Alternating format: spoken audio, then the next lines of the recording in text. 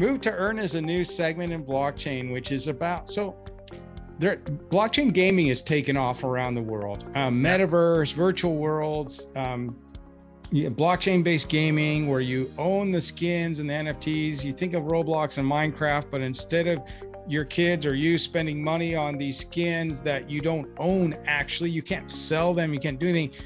With blockchain, you can own those as digital assets and you can sell them in the open market and exchanges and the rest.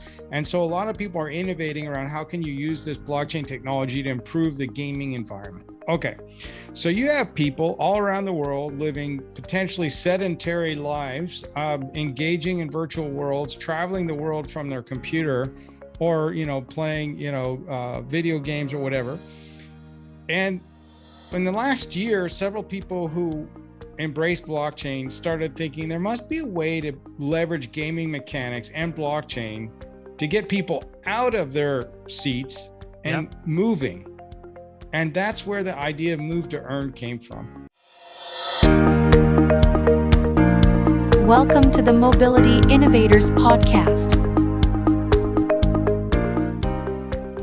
Hello everyone, I'm so happy to welcome all listeners from around the world to the Mobility Innovators Podcast. I'm your host, Jaspal Singh. Mobility Innovator Podcast invite key innovators in the transportation and logistics sector to share their thought about the key changes in the sector, about their work, and what is their forecast for the future. This is our second podcast with Cohen. He's an expert on blockchain and has recently launched two new initiatives, WheelCoin, a Move2Earn app, and Web3 on the Move podcast. Just to recap, Boyd is the CEO and co-founder of Iomob, a decentralized internet of mobility network. Since obtaining his Ph.D. in strategy and entrepreneurship at University of Colorado in 2001, he spent the last 2 decades focused on accelerating the path to a low-carbon sustainable economy. This includes publishing 3 books and starting a handful of ventures in the smart city and sustainability arena. I'm so happy to welcome Boyd Cohen, CEO and founder of Iomob. It's now time to listen and learn. Hello, Boyd. Thank you so much for joining us again on this show. I'm really looking forward to our conversation today. Thanks for having me. I mean, I feel honored to be on the podcast 2 times in a row now, 2 times in a few months. Yeah, you are the first guest who is repeated on this podcast, Wow. and there's a reason for that. We know.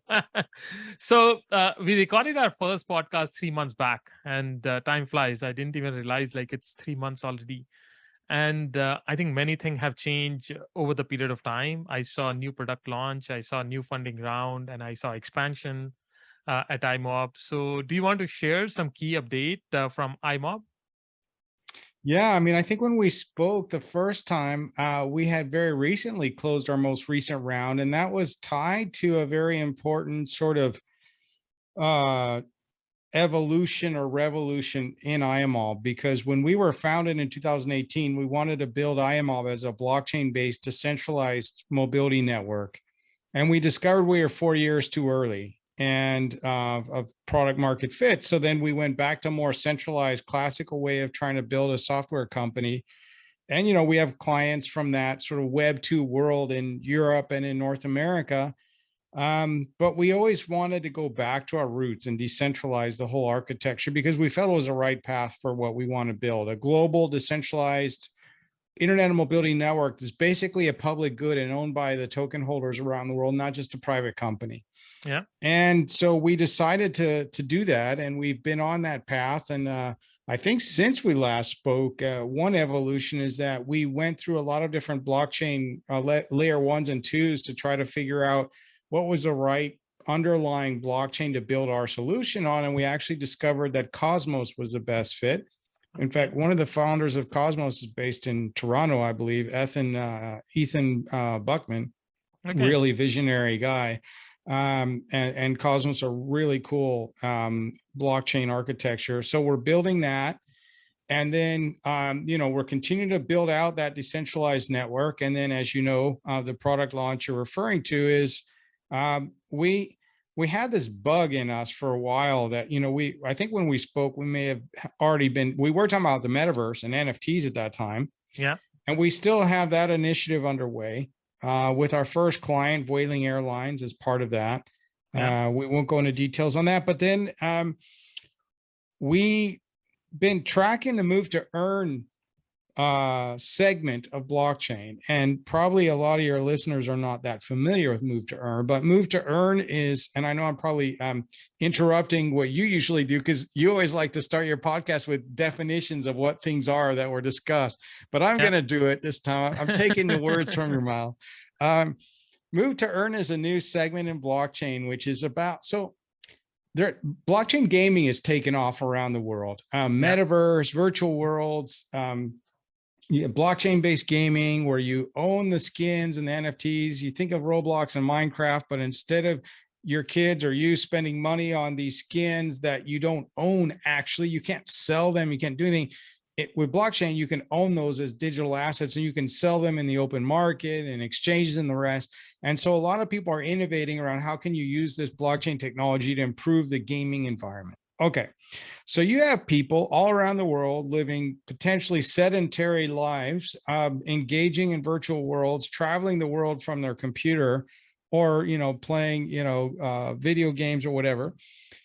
And in the last year, several people who embraced blockchain started thinking there must be a way to leverage gaming mechanics and blockchain to get people out of their seats and moving. And that's where the idea of Move2Earn came from.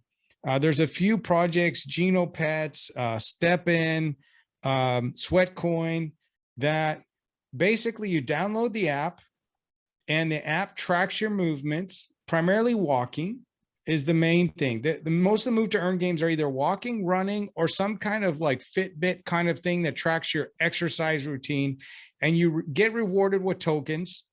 You acquire NFTs, and the more NFTs you have of certain level allows you to earn more of the token.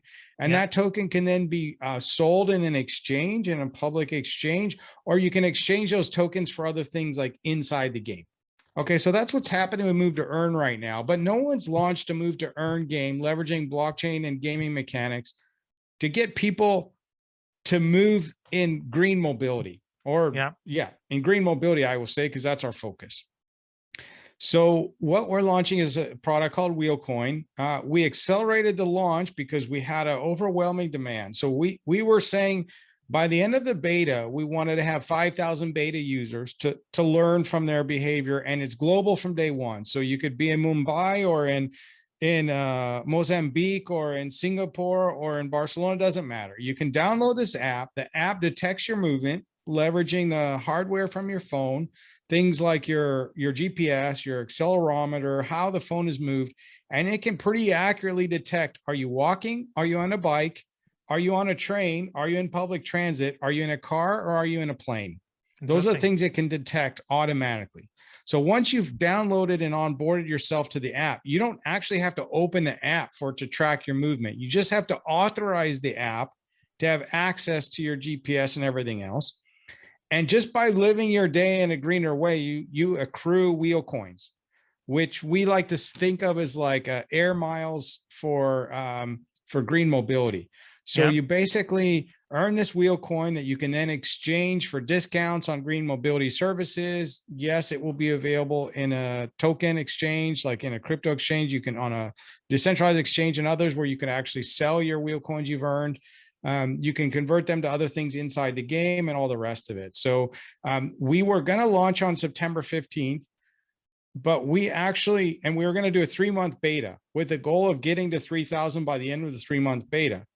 We got to 5,000 in like 10 days, even though we didn't spend any money on marketing. Just people started hearing about it and they're like, wait, this is cool. I get paid tokens to move green. I want that. So we actually have like a wait list now, people who want to get in it. So we're accelerating. We've already sent the app to the App Store and it goes live before the end of this week. So the week we're recording. So by the time this comes out, it's probably already out in the App Store. Yeah. Oh, that's great. In fact, I was about to ask you how to register, but you already told it's already full and one need to wait now. And I think this play to earn app concept, which like you mentioned, started with this Web3 and blockchain space where the gaming industry was paying people to earn. And to be honest, I don't really like that concept too much because you were giving money to people or giving some incentive to people sit in front of computer. What I really like about WheelCoin is that you actually telling people to have a good behavior and you will be rewarded. So good behavior is moving to this green mobility, leaving your car. And like you mentioned, you will track through their accelerometer and different devices. I know like Google Map do that. Like they tell me how many kilometer I travel by bus or by car or by plane and by walk, and you can reward on based on that. So my next question is, because what you always try to do is you try to launch a new category in itself. And I think what you just mentioned, the WheelCoin is again creating a new category of paying user to use green mobility using blockchain technology. There is no other app. There are different apps which are encouraging walking behavior, gaming behavior, but there is no other app like this. And idea for Move2Earn model is that we can use a natural movement to earn money. And using this nudge theory, you are nudging people to move forward with the good behavior. Exactly. Yeah. And with the WheelCoin app, you are also trying to influence people behavior. Like you mentioned that you will reward user movement while walking on public transit, rail and bike. You will not reward user who are traveling in a car or a plane. So you don't want to reward that kind of a behavior. So my question is, do you think that the Move2Earn will emerge as a concept to change people travel pattern? Or is it first step toward a personal carbon credit reward system? Because that's one of the area I'm very fascinated about, how to reward people for saving carbon credit.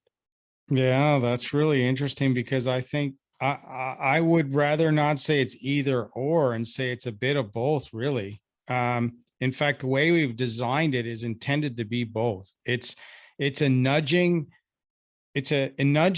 component for your listeners, many of whom are familiar with mobility as a service, MaaS. In MaaS, there's been a long history of discussing the 4 levels of MaaS, which is like, the entry level is nothing, that everything's fragmented. You have to find your own download the apps and nothing's connected. The second layer, the level 1, they call it, is like you have some information about what journeys are out there, what different services you might connect, but you can't actually do it in the app. Level 2 is you can actually book the services in the app. So you have access to like this marketplace. And that's what we've been building Iomob for a while. Level 3 is sort of like, the classic MaaS global solution around bundling services and allowing people to have a subscription.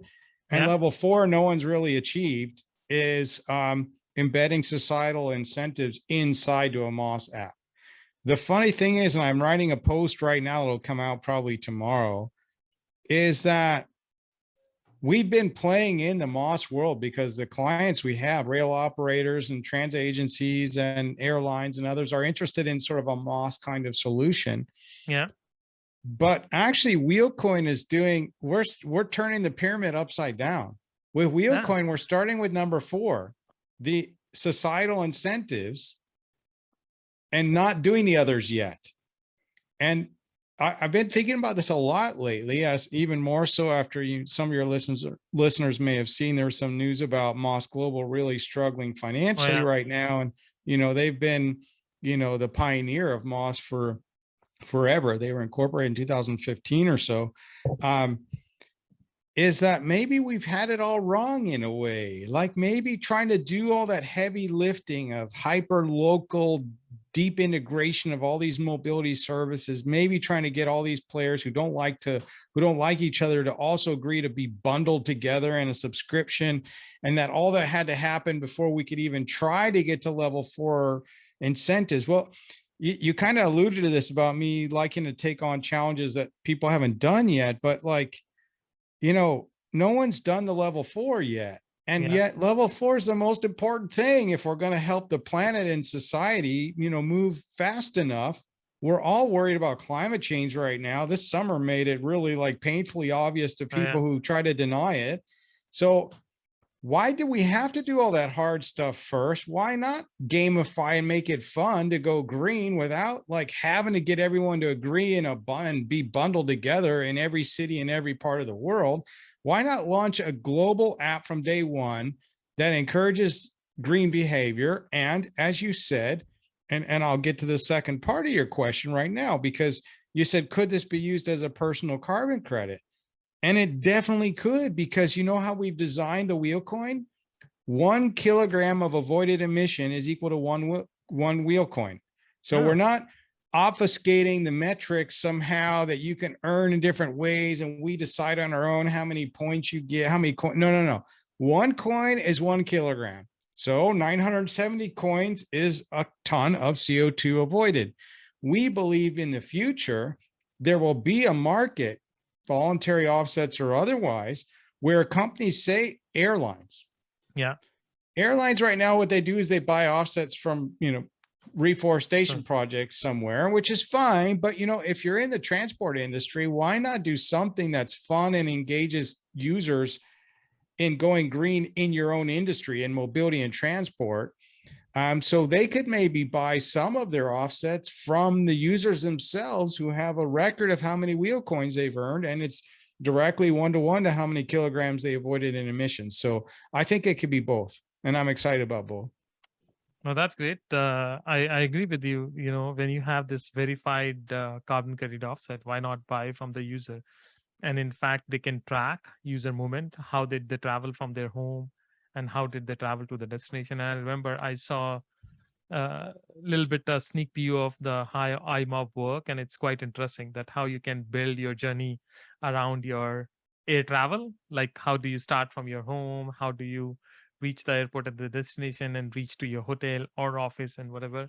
And with this WheelCoin, you can earn it. So it will be quite interesting to see how people will they change their behavior if you reward them straight away. And I like your model of this reversing the pyramid. Like, start with the incentive of using all kind of connected mode rather than start with the single mode and then try to bring all the player together, which is becoming like an impossible task right now. It's a challenge. It's a challenge. And I remember 3 years back, there was a lot of hype about MaaS, and everybody was predicting that there will be MaaS and everything else will be replaced. But we are still far, far away. Now, you mentioned about MaaS, and actually that's my next question is, what's your plan to integrate WheelCoin into the Iomob mobility as a service in the future? I'm curious to know why you think that the reward feature will be a game changer for MaaS app. I mean, you mentioned about this pyramid thing, but why you think it will be a game changer, and probably there'll be more acceptability for MaaS app rather than what we are seeing now? And my second question is how city or public transport operator can get benefit out of this, because that's a key question. They will be the one who need to be part of this whole ecosystem. So can these agencies also earn carbon credit from the riders' behavior? And that's what like Tesla is doing by selling electric car. They are earning more money from actually Tesla users. Yeah, those are some interesting interconnected questions. So yeah, the first question around MaaS and WheelCoin is, as you said, we're inversing the pyramid, but we're not ending on number 4. We're starting on number 4. So we're starting on the incentives. Our ambition is to grow a global user base in markets where we already have mobility supply, because we still use our mobility network and deploy it with our enterprise customers. We have customers in the US and Europe and a few more coming.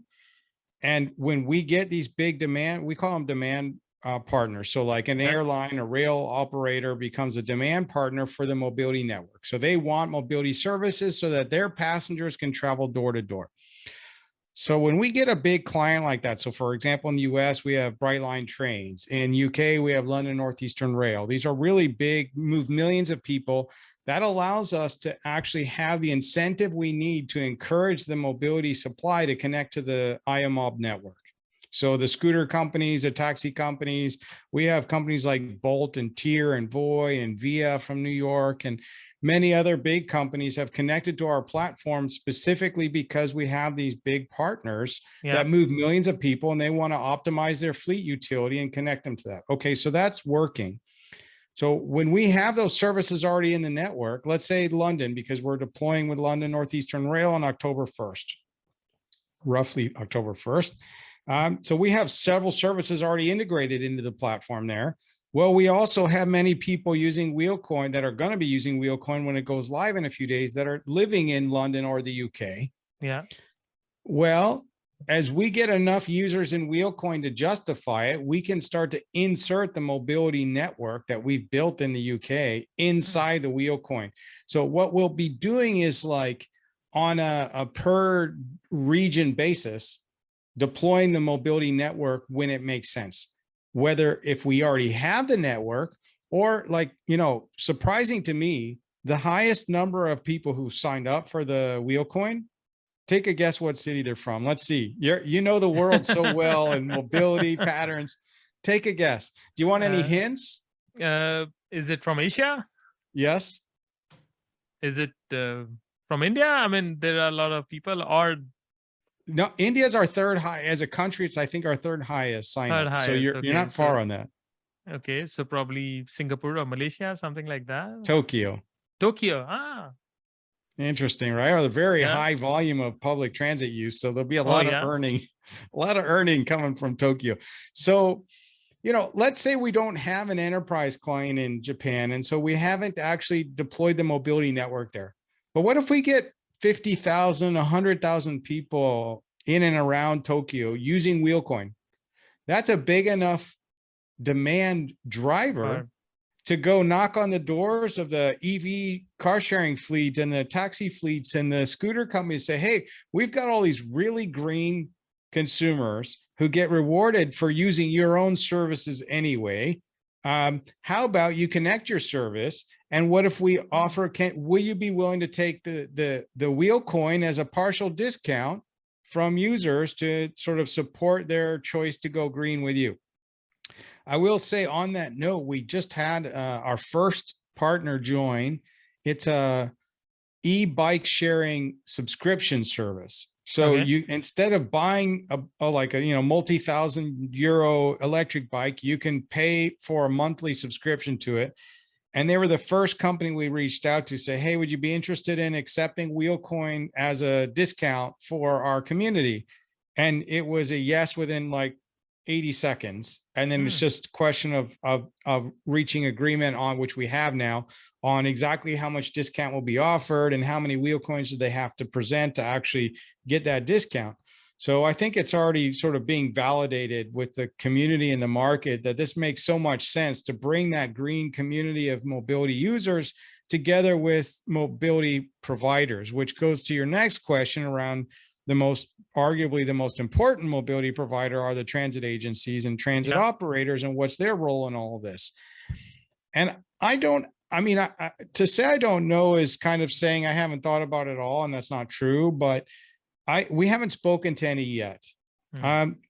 Partially because you know better than I do with all the work you've been doing the last decade or two. It's slow going to try to talk to a transit agency to consider embracing a blockchain-based WheelCoin loyalty program that has NFTs.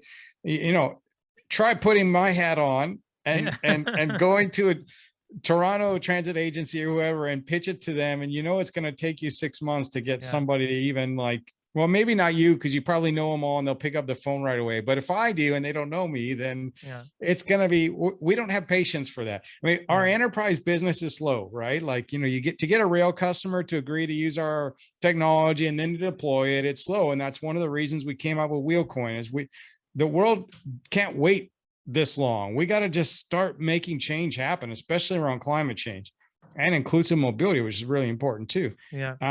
So WheelCoin is really about getting out, moving fast, being agile. And, once we get enough users in different communities, it'll be easier to have conversations with transit agencies. And one thing on that I think is fascinating, and this goes to something you and I were talking about offline, that I've discovered, surprisingly to me, that there are no existing community groups worldwide of people who care about this stuff as a collective. We know billions of people around the world care about transit and care about green mobility and care about climate change. It's not enough people care about it. It's like most of the world cares about it. The problem is there's no way to reach that audience, and we're hoping WheelCoin can be part of it. And one of the reasons I bring that up right now is to a point you made off air around, part of the reason that probably doesn't exist is how many aspects of transport are very local in nature. And you bring up transit agencies and how things are If a bus is the schedule's off or whatever, that's not something somebody in Tokyo needs to know about if it's in Toronto. Some of our community, and this was really interesting to me. So the way our algorithms work, we create a standard, like rough estimate emissions per kilogram for different modes of mobility. So bike, walk, train, public transit. And it's not realistic, especially if you're being agile, to try to customize this all around the world for every use case, right?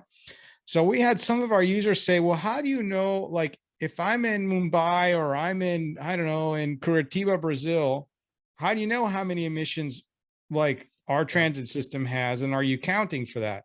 And I said, to begin with, no, we're being agile. We're using a global standard for public transit emissions for fleets. But some of our communities said, as this grows, we'd like this to be more optimized so that, WheelCoin reflects the actual emissions of the transit fleet in different cities around the world. And so if you live in a city that's got a low performing fleet, then you're going to receive fewer WheelCoins for your journey.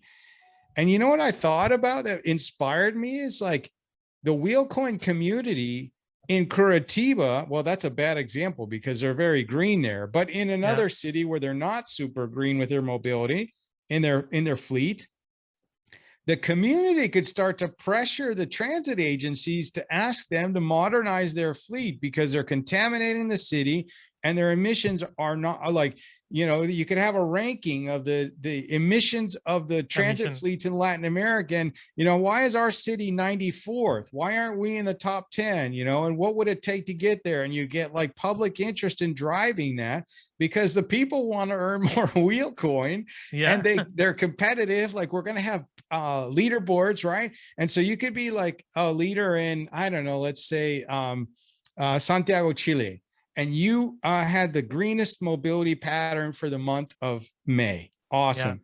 And you want to see how does your mobility patterns compare to the best of the Latin American continent. So you have the best leaderboard in Colombia and Chile and Brazil. And the guy from Santiago says, why did this lady in Curitiba get so many more WheelCoins for using public transit? She actually used less public transit than I did. Oh, the Curitiba fleet emissions are like 1/3 the fleet emissions of Santiago. And that's why, oh, that's not good. We need to organize and get our transit agency to modernize. You never know where this could go. That's very ambitious, but I would like to believe that collectively the community could collaborate on things like this in the future.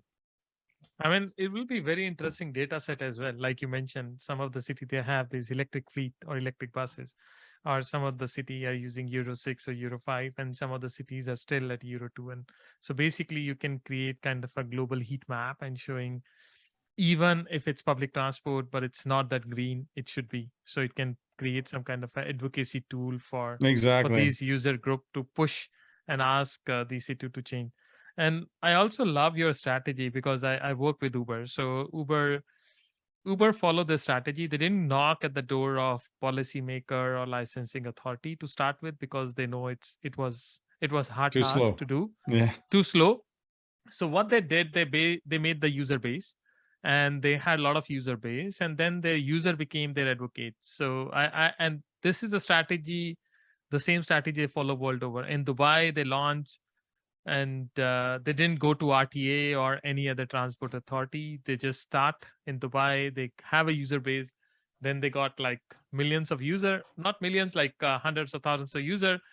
And then RTA said like, okay, we cannot ban them because people are using it. So people want it. No, exactly. So I love your strategy of following that footprint of, not going to transit agencies in first step because it'll be hard. But once you have a strong user base, which are using those system and network, and they become ambassador of WheelCoin, and they can go to the transit authority and say, hey, we are using this. Why don't you reward us? Or why don't you become connected systems so you can also claim some money out of it, or we can also claim. So love your strategy. And I see a lot of similarity with Uber.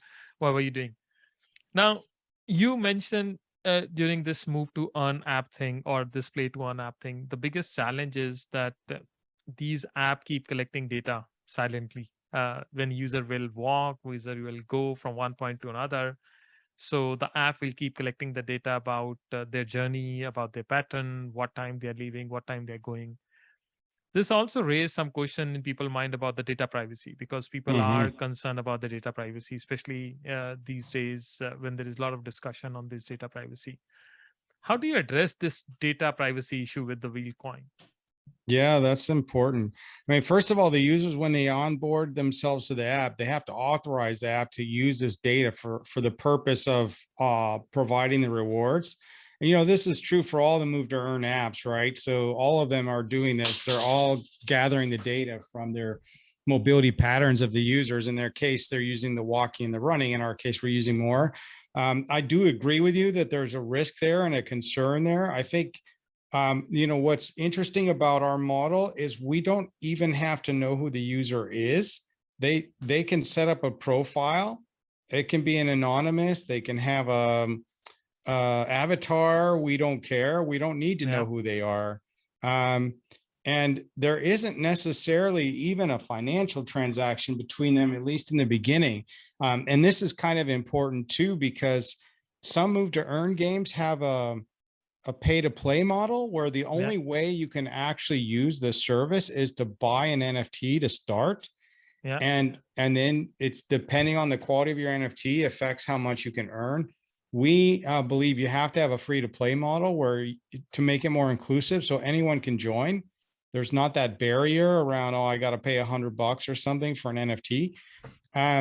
And so I'm bringing that up because we don't have to have user data, really. Yeah. We just need to have, they need to set up a wallet, and not in the beginning because we're in a beta. So we're not doing it in the beta, but after the beta, they'll need a wallet that allows us to, the crypto wallet, right? That allows us to transfer NFTs and transfer WheelCoin, which is a token, to a wallet that they will have in the app that allows them to then sell the tokens or use them for other things.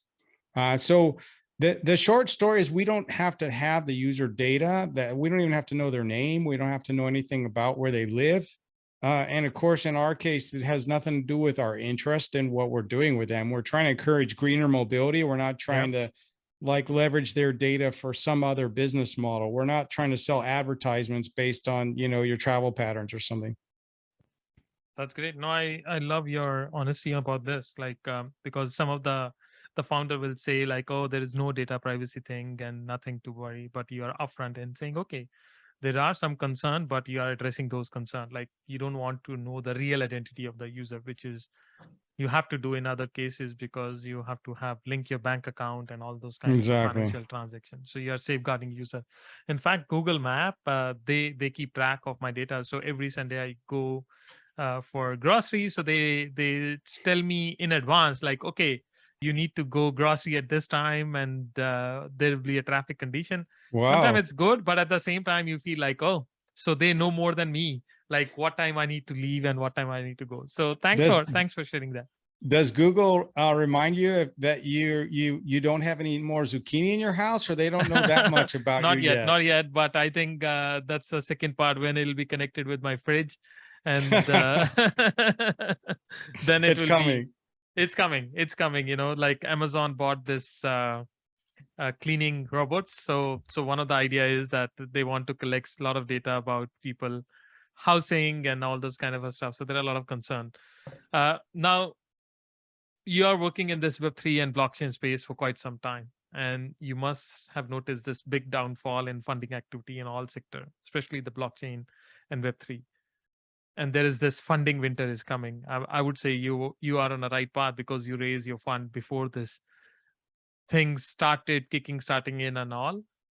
But my question is, why you still bullish about blockchain and Web3 after this funding slowdown? And what is your message to the founder who are building their startup in this space?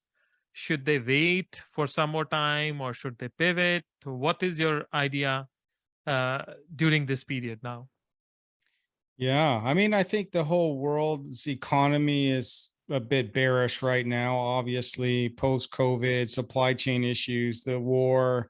You could go on and on about the reasons for it, but the world is struggling, and it's true that funding, I wouldn't really say it's dried up in crypto. It's there's a lot of large venture funds that in the last year closed round of funds of 500 million to a billion or more. Oh yeah.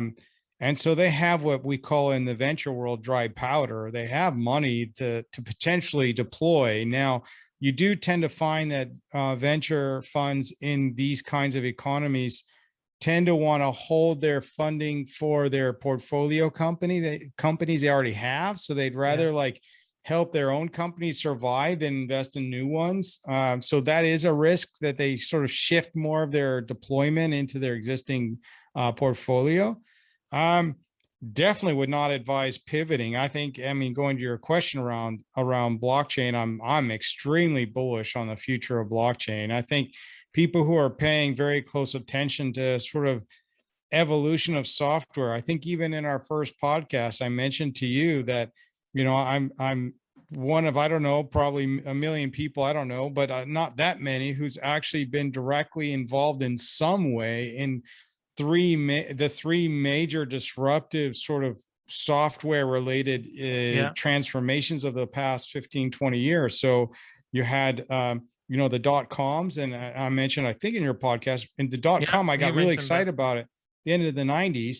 And I got my Ph.D. in entrepreneurship at University of Colorado, and my dissertation was on .coms and what influences their valuation.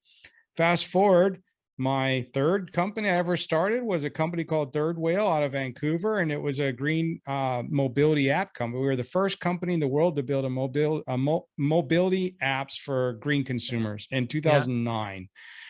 And now blockchain. So you had web, mobile, and blockchain. These are absolutely disruptive paradigms that have at least the first two transformed everything we know about how to live our lives practically.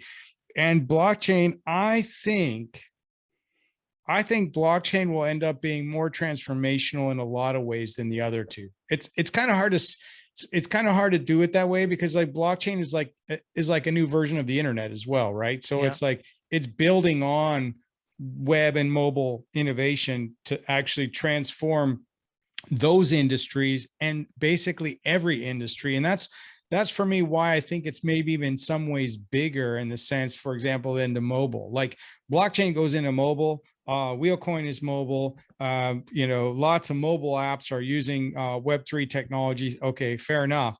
But like blockchain is transforming everything, supply chains, banking, climate change and tracking of carbon offsets, decentralized finance, consumer experiences around social media, you know, artists, musicians using NFTs as a way to basically take back power over the record labels.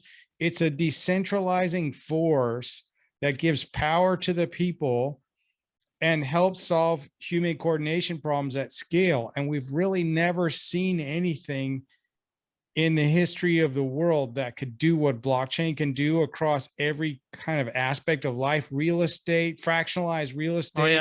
I mean, you can't really think of an industry that's not affected by or won't be affected by blockchain. So I'm very bullish on it. I would definitely not advocate founders pivot. I think blockchain is not just here to stay. It's going to be the number one transformative technology that we've seen in the last 10 or 15 years. So I would say, like a lot of people like to say, this is in the bear market, it's time to build. So focus on building something you're passionate about. And hopefully by the time you're, you know, ready, you know, the market's ready as well. And you'll be able to, you know, monetize it or generate investment. No, I love your last line about like, this is a bear market, so take time to build. And when it's be bullish, then you can start selling it. It's like in Europe during winter, you stay in house, you stay indoor and you build. And then once it's a summertime, you come out and start selling your stuff. And Exactly. I'm also equally bullish about blockchain and especially use in mobility, because I see one of the sector in mobility is bringing this trust and bringing this connection, which is important. A lot of people must have read that Google came out as one of the biggest investor in blockchain technology in a couple of years last. BlockRock recently tie up with Coinbase for providing services to institutional buyers. So there is acceptability of this whole ecosystem, and I agree with you. It's just focus on building the product, building something which is useful, not like a Bohr app and those kind of stuff, but having some real use case. So I love your answer. Now,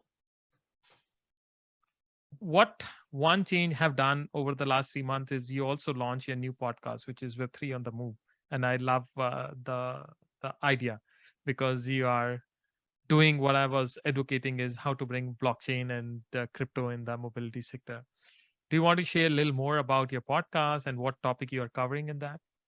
Yeah, sure. Thanks for asking. And your listeners might find out even more soon because you're going to be on the other side of the microphone Oh yeah. pretty soon as well.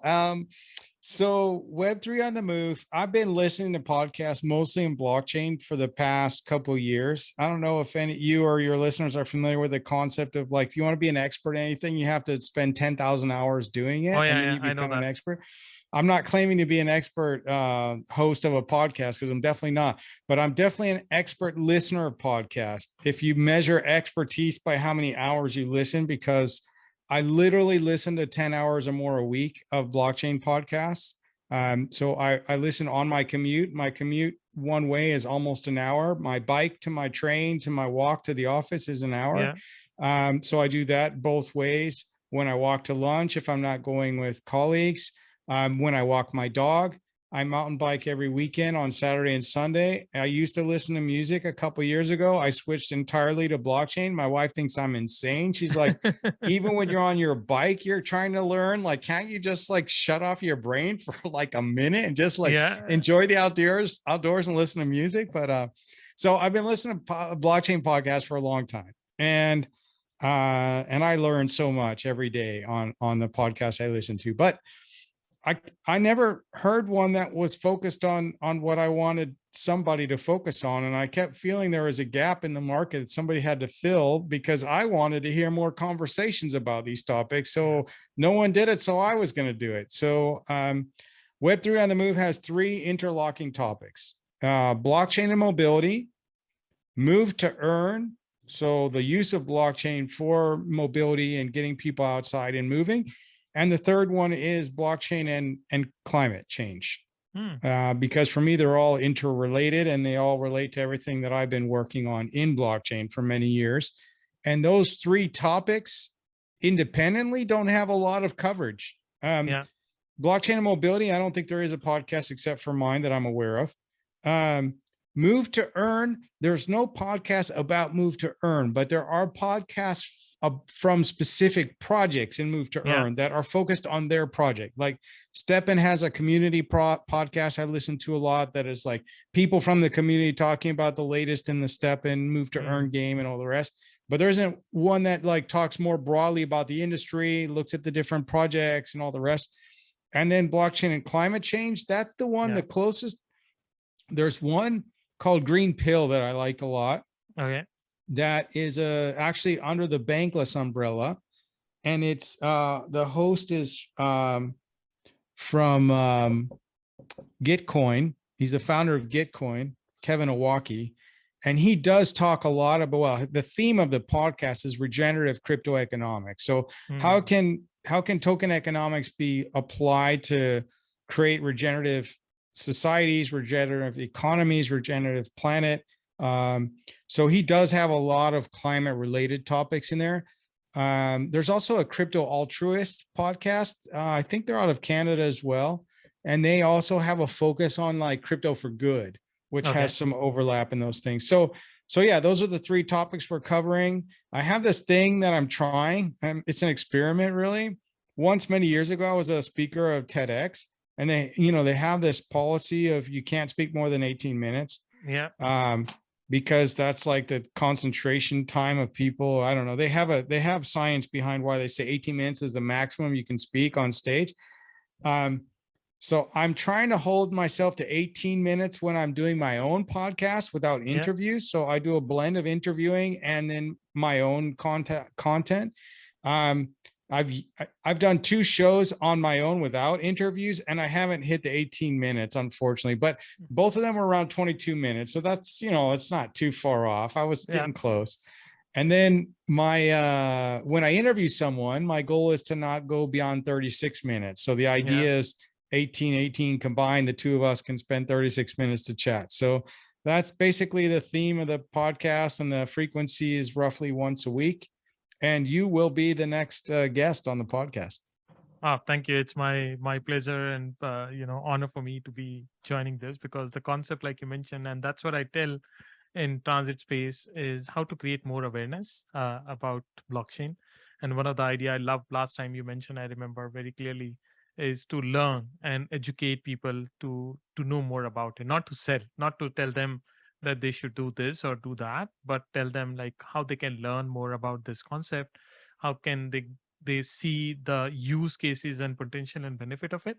And that's what I did so far now, is not to tell people like this is the only solution, but encourage them to learn. So I think your podcast will definitely help, and would love to promote to mobility innovation community and other places, because I think that's the first step they should take, is learn about this, because blockchain is a big hype. A lot of people think it's just all about crypto and all, but they forget the real technology, the underlying technology which lies behind it.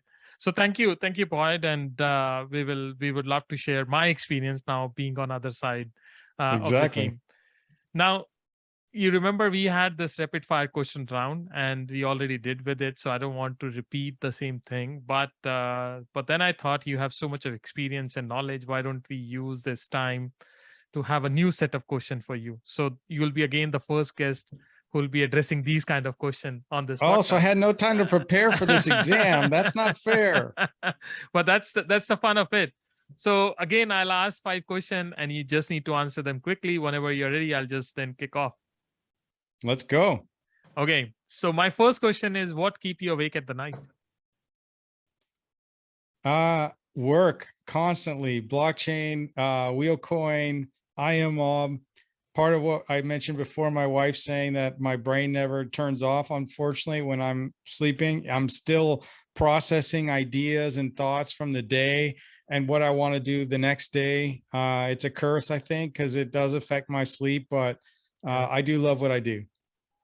Yeah, but if you do what you love to do, I think it's kind of become like a part of your life. So it's part of your soul. So exactly, you can never leave it away. Now, my second question is, what is the best advice you ever got, either a personal or professional?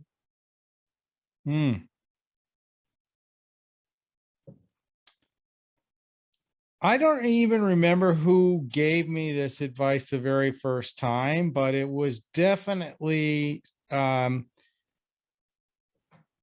something you love and dedicate your life to that, and don't get caught up in what career might make you more money or whatever else. Find what you're most passionate about and dedicate to that. And I try to share that with my especially my older son. He's 18 now, and he always stresses about, he doesn't know what he wants to do his next 10 years of his life. I'm like, nobody knows what they want to do for the next 10 years. Don't worry, you're not alone.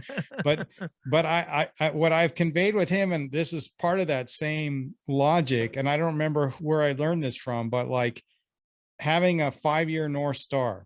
So where would I like to be 5 years from now? Do I think I want to be 5 years from now? It's okay if I deviate from that, but if I don't have a North Star, I'm just wandering and I'm trying to look at the stars to figure out where I am. But if I can try to find a place I think I want to be in 5 years, then I have a direction and I can move in that direction. And if I change along that 5 years, so what? I create a new 5-year North Star.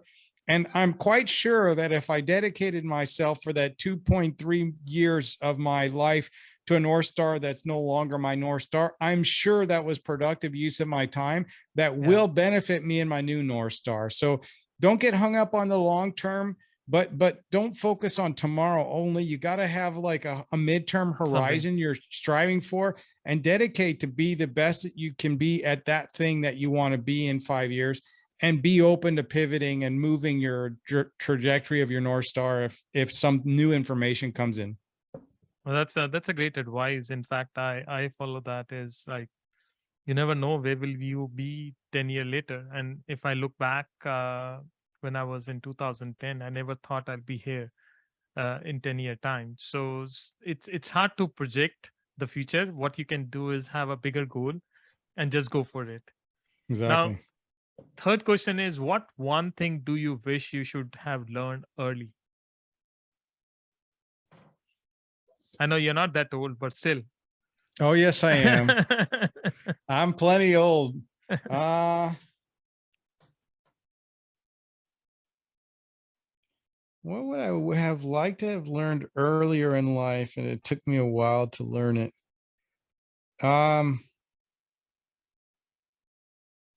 Well, that's a tricky one.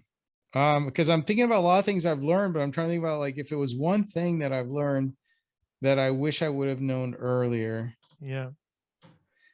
For some reason, I'm going to something around. It's almost like calling me a hypocrite by saying this, but it's like I was an academic off and on for 20 years. And it took me, so I got my PhD in entrepreneurship in 2001. And it wasn't until I was teaching entrepreneurship at business schools Yeah. in Spain and Canada and other places, Costa Rica. And then like 4 years into it, I'm like, you know what? What's weird? I've never been an entrepreneur. Yeah. And it's weird that I'm teaching people to be an entrepreneur based on my PhD, which is like anybody who's done a PhD knows you never learn anything practical in a PhD. Like you're not learning how to be an entrepreneur in a PhD program. That's just not happening. Yeah. So I guess it's kind of similar to answer your question, but I kind of wish I would have tried that earlier. It took me like Yeah. 4 years in to figure out that, you know what, I should have been an entrepreneur to be teaching it. And I always say, like, I feel really bad for my students I had in the first 3 or 4 years of my journey after my program, because I didn't know what I was talking about. And I'm teaching them how to start a company. So I guess, tied to that, I wish maybe I would have like given in to my entrepreneurial bug faster Yeah. and not given up. Like I've had times when like I've had an exit or a company, we had to close it down. And then I like retreated from entrepreneurship for a couple of years because it's like, oh, it's too hard. But now in retrospect, I think I would wish I would have just kept going with my entrepreneurial tendencies, because that's what I most enjoy.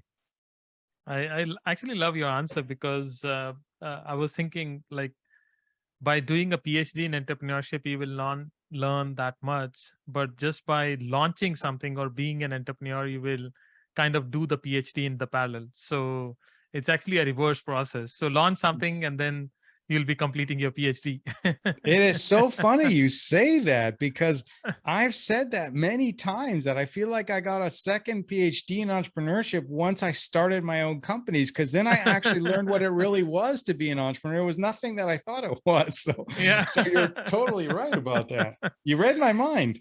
Yeah, see, we are aligned. So my next question, which is also something similar to entrepreneurship, and what advice would you give to young entrepreneur on how best to start? I think the first thing I would say is just start. Don't overthink it. Embrace sort of agile, embrace lean startup. Don't overthink and overplan things. Be prepared to make a lot of mistakes. Yeah. Be open-minded, but also have a conviction. Like if you have conviction and you pretty much know there's an opportunity here and you know you're on the right track, don't give in so easily to people who are just going to try to cut you down and convince you that it won't ever work. Because that, I used to love using this example. I think it was Fred Smith, the guy who founded FedEx. He Yeah. supposedly, this is the rumor, that he got a C on his business plan he submitted for FedEx in his, I think it was at Yale for his Right. MBA or something like that, like 40 years ago, whenever it was. Oh, it was something, the quote from the professor was something like, this idea will never work at scale or something like that, right? So my point is, even smart people will have bad advice, but you also need to look for people who are willing to challenge you Oh yeah. and and be open to constructive criticism. And when people you trust are listening and not trying to cut you down, but saying, you know what, there's a flaw in your business model, there's a flaw in your strategy, you should probably listen. Yeah. No, I agree with you. And in fact, I was reading day before yesterday, the guy who founded Ring, which was acquired by Google for $1 billion, he actually pitched his idea at Shark Tank in US. And that time his company name was something like Doorknob or something. And he asking for 700,000 for 10% equity. And they rejected his idea. They said like, oh, it's crazy. Who want to put camera on their doorknob? Nobody would like to do that. And later he renamed it as Ring and sold it to Google for $1 billion. So sometimes the smartest people can't even think how the world is going to change. So you need to be a bit lucky to find out. Now, my last question is, if you and probably your wife will be happy to know the answer of this question, is if you could clone yourself, what would you like your clone to do? Wow. I don't think you want them to do the blockchain again. What could I clone myself so that they could listen to 24 hours a day podcasts? So then they could then insert all the knowledge into my head after they finish listening. Well, honestly, I think if I could clone myself and appreciate the experience of both people simultaneously, I would have one person working 24 hours to build WheelCoin and Iomob, and the other person spending 24 hours with quality time with my family, my kids, and my mountain bike. That's probably what I would do. I wish we can do that, but good to see that you for you the work and the family are equally important, and you want to do that. So thank you so much, Boyd. Really always have fun to chat with you and learn more about it, and wish you good luck with this WheelCoin project, because I see a lot of potential and your vision of creating this global community of global advocate for public transport and green mobility. So thank you so much, and I wish you good luck. Thank you. So if you want, I'll just thank you for listening to this podcast. We'll be inviting some other inspiring guests in the coming week. You can subscribe to this podcast online to get the notification for the next episode. If you like this podcast, please don't forget to give us a 5-star rating, as it will help us to spread our message. If you have any feedback or suggestion for this podcast, please do write to us at info@mobility-innovators.com. I look forward to see you next time. Thank you.